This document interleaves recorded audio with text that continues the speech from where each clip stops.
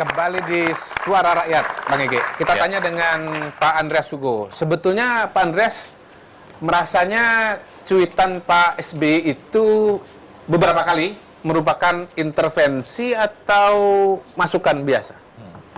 Sebetulnya. Beliau kan memang presiden ke-6, tapi juga ketua partai sekarang, ketua umum lagi. Ya kalau itu terus-terusan dilakukan, ya ada menjurus-jurus lah. Gitu. Oh, menjurus-jurus.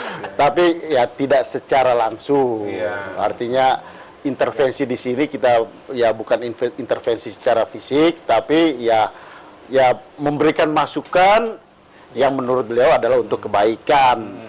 Ya apa salahnya sih? Betul. Kalau Bang Kodari kan juga bisa memberikan masukan, apalagi beliau sebagai mantan presiden, sebagai ketua partai. Ya. Itu intervensi atau Enggak, masukan? kalau soal intervensi sama sekali nggak ada hak ya. Beliau kan sudah masyarakat biasa, ya kan. Tapi kalau masukan, terima kasih Pak Andreas, itu memang maksud beliau sebagai orang yang pernah memegang kekuasaan tertinggi di Republik ini. Dan hari ini ketika kami mengadakan pelatihan itu supaya data-data clear, jadi nanti mungkin ada lebih banyak lagi yang memberikan masukan atas nama masyarakat. Baik. Jadi clear saja, nggak ada Kita sudah tanya kepada Pak Andreas, sudah tanya kepada Pak Roy.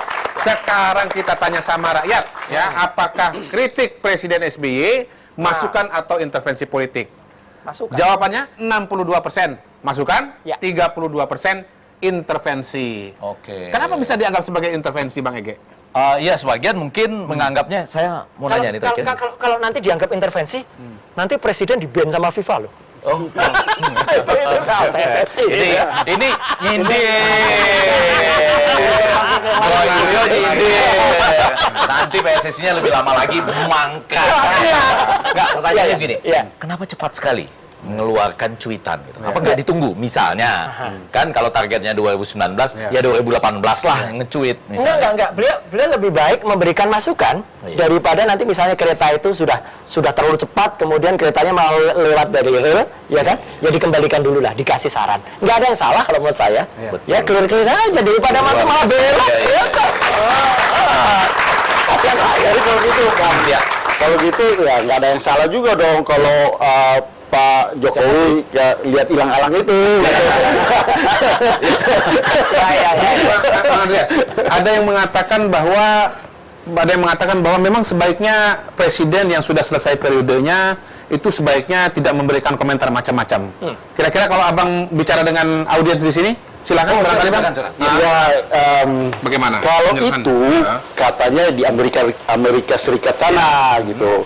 Bahwa kalau presiden itu setelah menjabat, ya mereka masuk di dalam ada yang disebut dengan secret society. Iya. Ya, dan mereka adalah President kumpulan Club. para presiden club yang setiap saat diminta atau tidak diminta memberikan masukan kepada presiden yang sedang berkuasa. Betul. Tapi kita kan di Indonesia gitu. Kita di Indonesia kita membangun suatu tradisi sendiri. Dalam hal ini ya presiden setelah dia tidak menjabat lagi, dia juga bisa memberikan masukan. Dan di dalam masyarakat yang terbuka ini kenapa tidak? Apalagi sebagai ketua partai. Jadi intinya kalau ada masukan sebaiknya di lingkungan tertutup ya, Bang ya. Jangan di-tweet gitu ya, apalagi dengan maksud untuk mendapatkan follower yang lebih banyak. Gitu, Bang. Kalau itu Jangan suka begitu ya. Kalau soal follower nggak usah dibandingkan lah. 8,8 juta itu Jangan tertinggi suka loh ya. perasaan.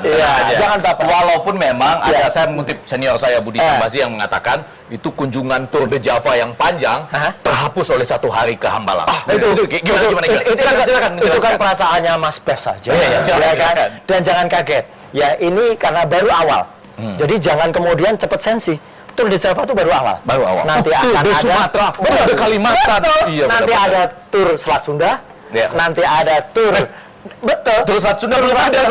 Nantinya ada. Kemudian akan ada juga tur dari Toba ke Saulawah dan lain sebagainya. Jadi intinya adalah kalau boleh menutup aspirasi. Ya, saya ingin mengatakan terima kasih Pak Jokowi, terima kasih Pak SBY, terima kasih rakyat yang sudah menganggap ini sebagai semua masukan. Jalan-jalan ke Bekasi, singgah dulu di Ciampea. Kalau semuanya sudah rapi jali, kenapa masih ada yang demo?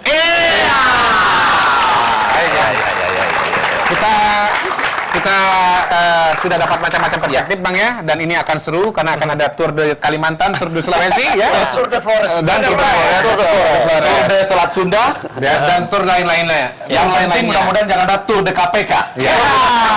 Kita ketemu lagi minggu depan, tetap di Suara Rakyat. Dengan topik-topik yang jauh lebih menarik. Ya,